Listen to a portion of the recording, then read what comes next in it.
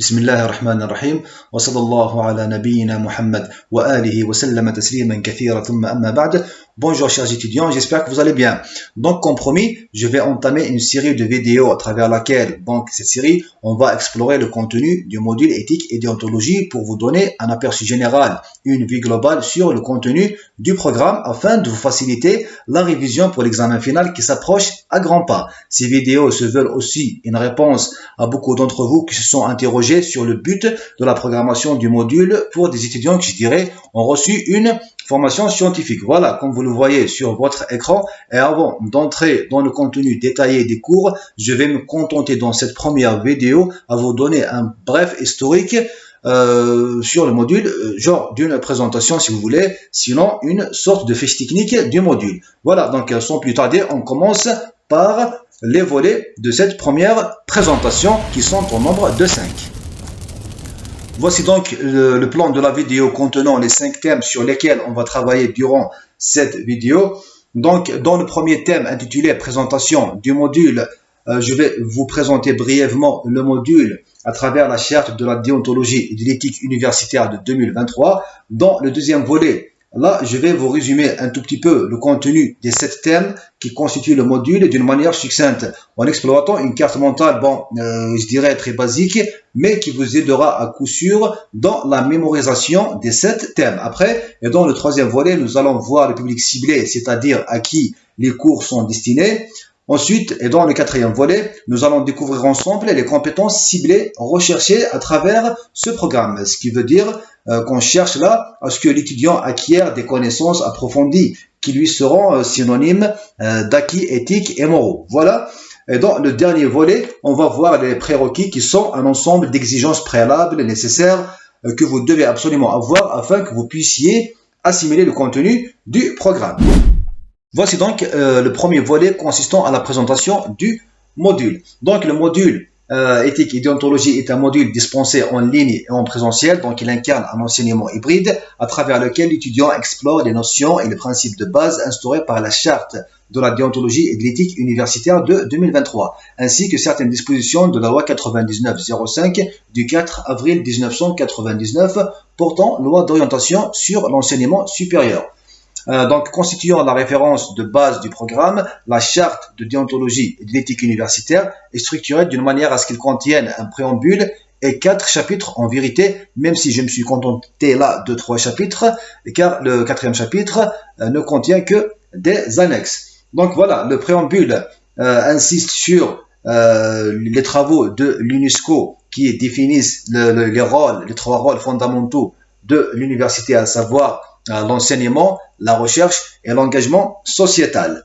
Donc voilà, dans un deuxième volet, le préambule aussi insiste sur la valeur de l'éthique en milieu universitaire. Dans le premier chapitre, la charte a mis les fondements de l'éthique universitaire qui sont en l'occurrence la liberté académique, le respect des franchises universitaires, l'exigence de vérité scientifique et d'objectivité et d'esprit critique, la responsabilité et la compétence, l'intégrité et l'honnêteté, le respect mutuel et enfin l'éthique numérique, surtout pour encadrer et canaliser ce qu'on appelle l'intelligence artificielle qui s'est imposée ces derniers temps comme une réalité qu'on doit encadrer d'une manière sérieuse afin de garder l'originalité des travaux de recherche. Donc la charte a ensuite défini les règles déontologiques de l'université en définissant avec clarté et sans embâche les droits et devoirs des acteurs de l'université, c'est-à-dire les droits et devoirs des étudiants, les droits et devoirs des enseignants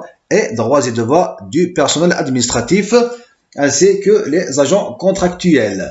Voilà. Donc avant de conclure avec un troisième chapitre qui est réservé à la définition des infractions et des sanctions qui leur correspondent. Voilà donc à quoi ressemble en résumé la charte de la déontologie et de l'éthique universitaire de 2023. Donc après ce bref survol du module si vous voulez, on passe désormais au contenu. Voici donc le contenu du programme comme l'illustre cette carte simplifiée, donc qui contient 7 thèmes qu'on va explorer durant les autres vidéos qui vont suivre. Donc, dans le premier thème, nous avons prévu la définition des notions fondamentales, ce qui est tout à fait logique, puisqu'avant de commencer l'étude d'un programme, on doit absolument connaître le sens des notions principales ainsi que des mots-clés pour vous faciliter la compréhension des thèmes qui suivent, puisque ces notions vont revenir dans chaque thème d'une manière continuelle. Donc voilà, dans le premier thème, il y a 4 notions qui vous sont proposées. On a la notion de l'éthique, la notion de la morale, la notion de la déontologie, ainsi que la notion de la règle de droit. Après définition de ces 4 notions, on va tenter de faire une distinction entre toutes ces notions, puisqu'à un moment donné, les sens de toutes ces notions s'entremêlent et se rapprochent d'une manière très très étroite, ce qui convient d'en faire une distinction. Voilà, donc dans le deuxième thème, on va explorer les sources de l'éthique et de la déontologie, c'est-à-dire d'où viennent les 4 notions qu'on a présentées. Donc nous avons d'abord la religion qui s'impose comme une source fondamentale, comme la première source et la source phare, et la source d'inspiration, je dirais, des 3 autres sources qui viennent, c'est-à-dire la source de la philosophie, la source des coutumes et traditions, ainsi que la source institutionnelle et étatique. Voilà, donc une fois terminé avec les sources, nous allons découvrir ensemble dans le troisième thème, je dirais un concept nouveau pour vous qui est la franchise universitaire. Donc en quelques mots, la franchise universitaire est un principe qui garantit l'autonomie de l'université de toute ingérence étrangère sans l'aval du recteur, afin de préserver justement la liberté académique et de permettre aux chercheurs de travailler et de mener à bien leurs recherches sans risque de censure ou d'une quelconque sanction. Nous allons bien sûr nous étaler sur le cadre juridique de la franchise universitaire, c'est-à-dire l'ensemble des textes de loi qui régissent et qui encadrent ce principe, ainsi que ses exigences et ses objectifs, avant de voir après, je dirais des cas d'exception que l'on appelle la levée de la franchise universitaire. Voilà, donc dans le quatrième thème, nous allons découvrir ensemble les valeurs universitaires et comment est-ce qu'elles sont scindées en 3 groupes fondamentaux. Donc le premier groupe ayant trait aux valeurs sociales inclut, je dirais, des valeurs comme l'éducation, la culture, le multiculturalisme, le pluralisme, le travail, le développement technologique et le bien-être au sein de l'institution universitaire.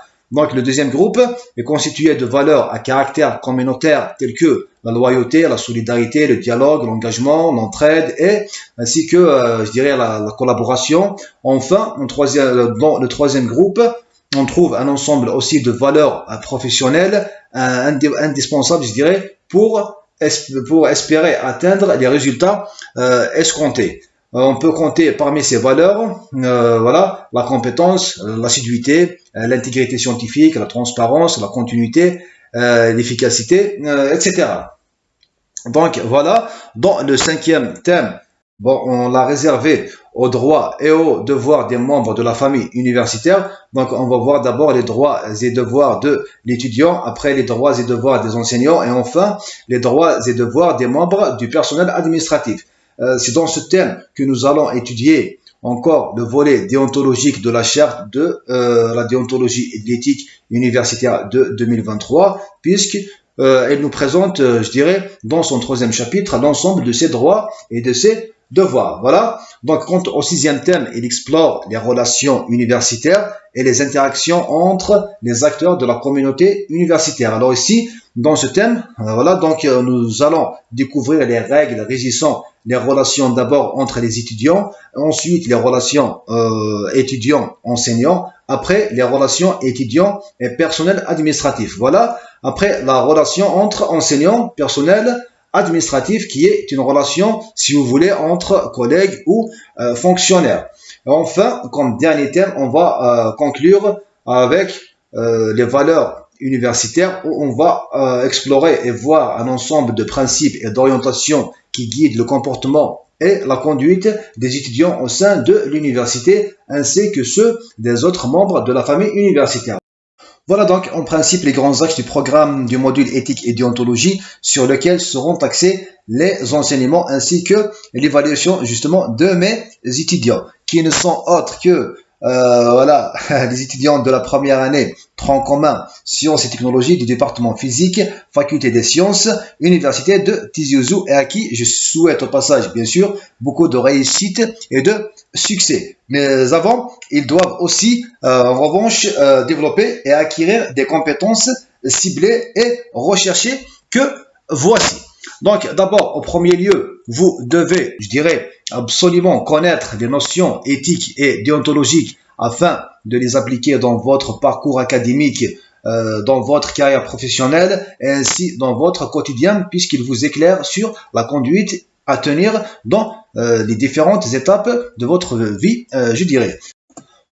En second lieu, il est nécessaire que vous compreniez les codes de conduite professionnelle car dans quelques années, vous serez appelé, bien sûr, à exercer des professions régies par des codes de déontologie. Donc, vous devez absolument comprendre dès maintenant des notions déontologiques fondamentales telles que le secret professionnel, surtout la transparence, l'intégrité, etc. En troisième lieu, vous devez aussi vous adapter, je dirais, aux normes éthiques et déontologiques de l'université, notamment en ce qui concerne l'intégrité et l'honnêteté, qui sont là deux valeurs d'importance capitale qui excluent toute forme de fraude académique et de comportement insolent et indécent.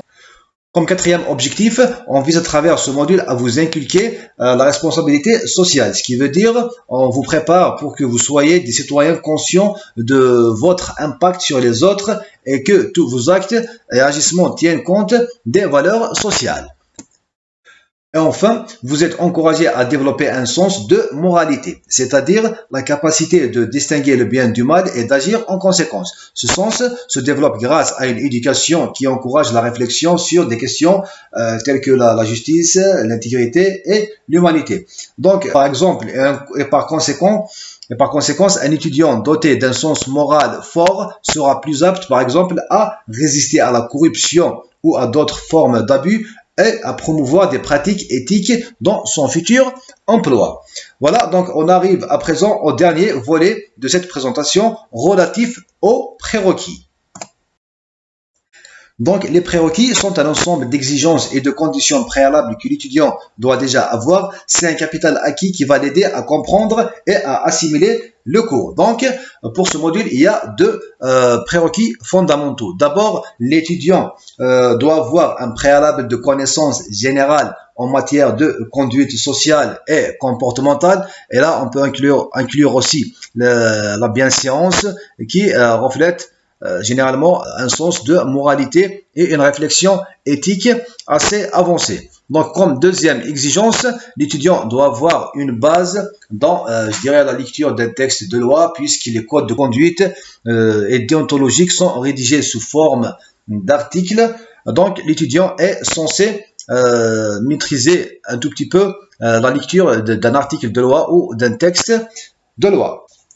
Donc voilà, on est arrivé à la fin de cette première vidéo. J'espère que vous avez maintenant une idée sur le module ainsi que son contenu. Donc la prochaine vidéo sera consacrée pour le premier thème intitulé Notions fondamentales. Donc voilà, je vous remercie de m'avoir prêté votre attention. À très bientôt.